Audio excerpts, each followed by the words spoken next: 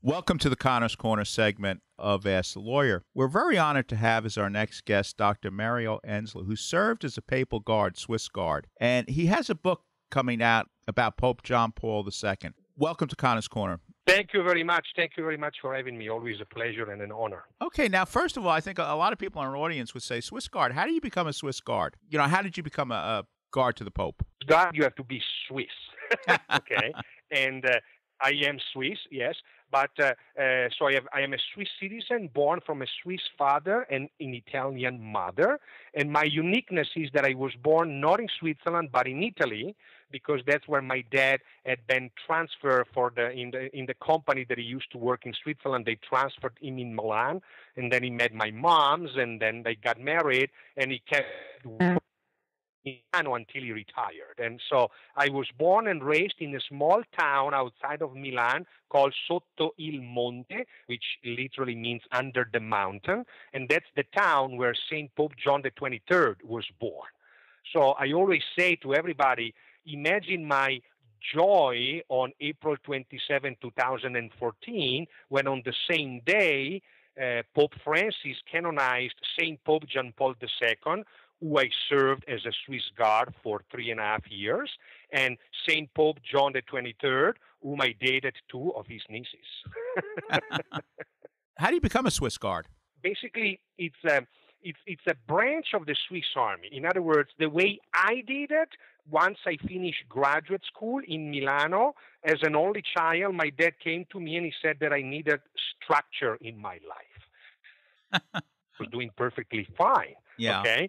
And he said, no, you need to go to join some military. You have dual citizenship. Either join the Italians or join the Swiss. You can even try to go to this officer school, like the equivalent that you have here in the United States. And so I did a little research, and I saw that in Switzerland that program was 17 weeks, and in Italy was 54 weeks. And so it was a no-brainer, and so I decided to join the Swiss Army. And it didn't take long to realize that Swiss are a little crazy, if I may say so, in a radio program, because they have a navy, for crying out loud. There is no ocean in Switzerland, and they even have a navy, okay? And so while I was there, shooting and climbing and fighting and learning logics and strategies, somebody approached me and said, you should seriously consider becoming a Swiss Guard. You know who the Swiss Guards are. And of course I knew who the Swiss Guards are. Everybody knows. And I told them, I said, no, thanks. I don't see myself dressed up as a clown. and the gentleman there, that was a lieutenant colonel, he said, well, to become a Swiss Guard, to become the Pope bodyguards, it basically means that you acquire a noble title. And I said, a noble title? What does that mean? Do I be prince? And he said, no, you become a defensores libertatis ecclesiae, protectors of the church's freedom. So when he said that, I started thinking, and I said, okay, the Swiss Guard were established on January 22nd, 1506. So 514 years ago. And the reason why they were established is because the Pope at that time, Julius, feared, for his safety, and he didn't have an army, didn't have people that he could trust. And somebody told him that the Swiss, besides being farmer, they were also extremely good fighters and extremely loyal. And so he decided to hire a group of Swiss. And on January 22nd, 1506, as a matter of fact, that's when he welcomed them, okay? And so the guards are there to protect this freedom, and I was intrigued by this. What does that mean? Who's trying to take the church's freedom away? So that's how I joined it. I joined it not as a typical young adult from Switzerland that he finished college and he wants to go abroad and do something new so that he can, see new culture. I already spoke Italiano fluently. I already grew up in Italy. I just went because I wanted to understand better what was this concept of protecting the church freedom. When you report to the Vatican, who's the Pope? So who's the Pope? The Pope is the Prince of the Apostles, is the President of the Vatican States, is the servant of the servants. He carries 7 titles. And when I joined, it was St. Pope John Paul II. And the fact that I knew who he was, I was 12 years old when he was elected, and throughout my growth, he was always a mentor, a point of reference for me. But, when I arrived in the Vatican, my Catholic faith was mainly my parents' faith rather than mine. And so, to me, the Pope was somebody on a pedestal that I was intrigued, trying to understand. Okay, so what is this man really trying to do? Does he have a special line so that he can call God? So to me, St. Pope John Paul II was this hero, somebody away from me, and I felt attracted so that I could try to understand better who he was. And so that's why when I went there, to me, the Pope was not just a title. So my understanding of who he was not merely an understanding of his office, okay, but was a slow process based more on a human angle, okay, of all of the connection and the conversation and the things that he shared with me. Obviously, the Pope made an impression on you. You decided to write a book. Why did you write the book, and what can the reader get out of the book? I wrote a book that I called I Served a Saint, and it's published by Newman House Press. And it's a reflection, as it says on the front of the book, of a Swiss Guard in honor of the centenary of the birth of St. John Paul II. And I was blessed that my dear friend George Weigel wrote the foreword for me. And I wrote it because on May 18 of this year, birthday, because St. Pope John Paul II was born on May 18, 1920, in a small village in Poland called Wadowice. And since I came in the United States in 2010, I've been, giving talks to schools, to businessmen groups, to men conferences, and I always approach subjects that they give me, masculinity, finance and faith, business ethics, whatever, and I always bring St. Pope John Paul II in the middle. And people will always come and say, oh, I wish my brother was going to be here. I wish, can I get your notes and blah, blah, blah. You should write a book. And so finally I thought, hey, you know what? I'm not an author, but I can definitely put on paper all the stories that I usually share verbally. And so I did. My wife encouraged me, and so I put all of these stories and together. And it's as I said, the celebration of his 100th birthday, I think, fit the purpose. It's what actually motivated me, to have a former Swiss Guard writing something to celebrate and to honor his 100th birthday. Can you give the audience an example of John Paul's personality and his abilities, his mental abilities, his spiritual abilities? Well, he was obviously a man of faith, a man of hope. He was an authentic leader. He was a servant leader.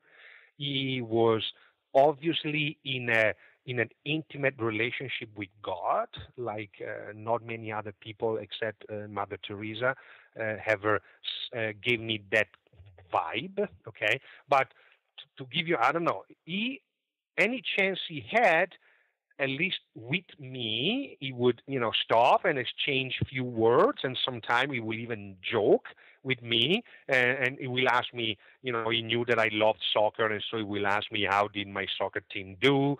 And he will sometimes joke, saying, oh, where are you going tonight? You're going out to pizza. Can I come with you? And I will always tease him, saying, well, Your Holiness, I wish you could. I can bring you a pizza back, but by the time that he's back, he will be cold, and I don't think he's going to be good. So, that kind of relationship, but give you humanity. This is a story that I write in the book. So my mother, so my grandmother, died a few months before I was born, so I never met her. And so my mother's aunt, which was my grandmother's older sister, somehow impersonate the role of my grandmother. and she passed away right after I finished the service at the age of 90. She was born in the 1800s still, and she used to. I don't know how you say in English, but when you create sweatshirt or socks with wool, that you use two sticks. How do you call that Knitting. actions in English? Knitting. Knitting. Okay, so she was an amazing woman with that. So one time my mother called me, or actually we were on a phone conversation, and she said, Zia Pina, that was her name, Aunt Pina, Giuseppina, okay? She just needed a sweater, white, with this wooden button, and she would really like for you to give it to His Holiness. And I said, Mom, it doesn't work like that. You can mail it to me, but it's embarrassing. And my mom said, listen, if you can, okay. Otherwise, I'm just going to tell Zia Pina to give it to me. I'll mail it to you, and then you decide what to do. So my mom sends me by mail that sweater, and he arrives down in the barracks. And then I decided somehow to keep it in my briefcase when I was on duty on the Apostolic Palace. You are allowed to take a briefcase where you have some manuals and so on and so forth that you have to carry with you.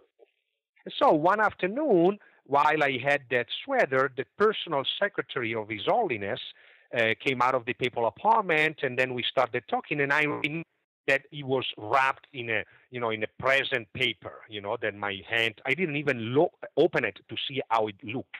And so I took it out of my briefcase and I gave it to Monsignor Givic, and I said, Monsignore, this is from my aunt. She's like my grandma, and she did it for his only father. And he says, oh, thank you very much. The personal secretary receives presents all the time, left and right. And they are trained, they are formed, to always smile and say, thank you. Okay? Well, that was just before Christmas. And then on December 31st, John Paul II went to celebrate Mass downtown in Roma, and on his way back, he stopped at the crash in St. Peter's Square. There is the Christmas tree, and next to it, there is the crash, And we were there as Swiss Guards, and I was the leader of the Swiss Guard band. So we will pray, a few Christmas carol while His Holiness will be praying in front of the crash, and then he will shake hands with all the laborers that they build the crash. And then he comes toward me, and he had a red mantle, and this picture is in the book. He comes and shakes my hand, and what do I see? I see that underneath is white sweater with wooden button.